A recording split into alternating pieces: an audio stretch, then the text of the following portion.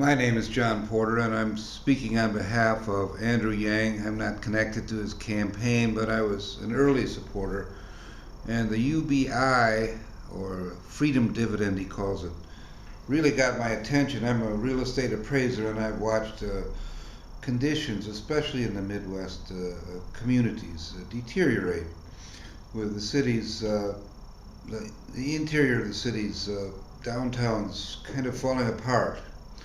And this UBI, I call it a tax cut, because that's really what it is, an across-the-board tax cut that would be administered similar to Social Security. So it would really cut out all of the conditions that people put on government aid. In fact, this kind of a program would do a lot for cities in particular, because we have an e-commerce that is destroying the inside of cities, and they're getting an unfair subsidy. E-commerce companies do not pay much in income tax. They're automated. Often their products come from overseas, and they don't pay Social Security taxes, property taxes, sales taxes. There are so many loopholes for these modern e-commerce companies. And as Andrew Yang has said, data is the oil of the 21st century. And by not taxing data, we're giving a big subsidy, because we're taxing bricks and mortar businesses a lot. And these businesses are the hearts of our downtowns, and they're getting run out of business. People go down to the department store, they find the item that they want, maybe it's an appliance or something, and they have the salesman explain to them how it works, and then the people go home and they buy it online at a much lower price, because the local merchant doesn't have the cost advantage. He has to pay the taxes. So this tax on the e-commerce companies, which is going to pay the biggest share of the freedom dividend, this is going to level the playing field and let the locals compete with the online companies. So this is a good idea, and I'm glad he's raised it.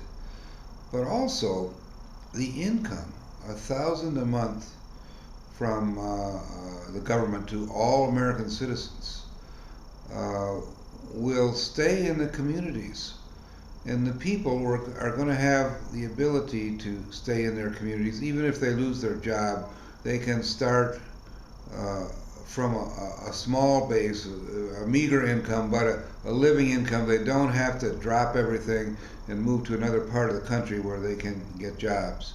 So it reduces the migration of people all over the country and lets them stay put and keep their health care, their own doctors, and not be uprooted. So I think this is a big advantage. So that's one with Yang. The other is he's talking about universal health care. This is not communism or something that we need to fear. Concept of universal health care goes back in Germany to the 1880s, when Otto von Bismarck decided that a healthy workforce is in the national interest. It's a national security issue to have people healthy. So he made it a government responsibility to make sure that people could get health care. And he also had a kind of a social security where they called it insurance against getting old, so that the old people would be taken care of. And Germany is a dynamic capitalist country, and I don't see anything communistic about it. So I think Yang would address this thing in a business-like manner, and would do a good job. Yang has run a technology company, and it was quite a successful one. and he's an entrepreneur. So if you really look at his resume, you would be more inclined to think that he would run as a Republican. But he's got a lot of credentials as an entrepreneur and as a what would you call it? A volunteer person. He likes the volunteerism, and personally, one of the things I think are one of the things that our country needs is more volunteerism. And if you add $3,000 or $12,000 a year to a Social Security check, the old people will be in a position to volunteer for a lot more things. And we need to put the old people to work. I'm 69 and I'm healthy. I can help people, but because of the age, you're not really that marketable. Maybe you can get jobs as cashiers or things of that nature, but to get a teaching job, you got to go through a whole lot of stuff. But I think old people, when the financial heat is off, can do a lot to volunteer to help set up the young people. The other thing, because Andrew is technology savvy, he knows the importance of the internet. And I believe that he's going to try to secure our internet in a way that protects the people from these predators that are all over the internet. I'm not just talking about sexual predators or frauds. I'm talking about attacks from corporations, foreign countries. All kinds of groups are coming into this country anonymously on the internet and ripping us off or committing crimes. He's got enough tech savvy that he can go to work on this. I spent a lot of time in China, and China has a firewall. They consider the inside of their physical borders to be their property. So the internet can't just go in and out. A lot of the sites that don't comply with Chinese regulations are blocked. So I think we've got to start blocking anonymous actors on the internet, both inside the country and outside the country. And putting up some firewalls to accomplish that is, I think, a good idea.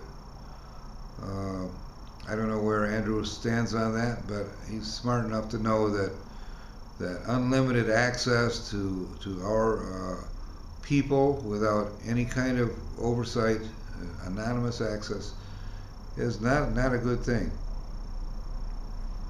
So those are some of the ideas that I think are important, that Yang is knowledgeable on. He's on the right side of things. Even this Trump business with the Republicans and the Democrats fighting each other, this is just an excuse not to tackle the hard problems, because in our country it seems like anytime you take a position or tackle a hard problem, you get a special interest group trying to poison your well. And I think one of the reasons Trump was so successful, not just running for office, but implementing his Republican-oriented policies, is that he could read the what's happening in Middle America, and he was listening to the people. Now, as it turned out,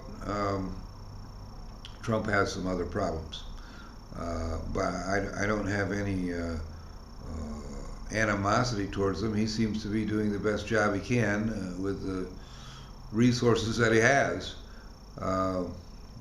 But I think it's time for a change in that area, and I think Andrew Yang is a very formidable candidate, And a lot of the problem with people with experience in politics, they have the wrong experience.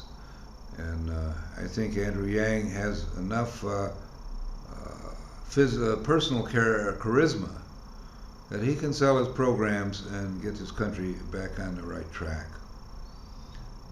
So, again, my name's John Porter. I'm not affiliated with any campaign, but I am supporting Yang, and I think that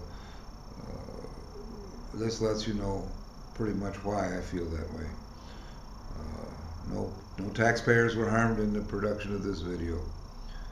Thank you.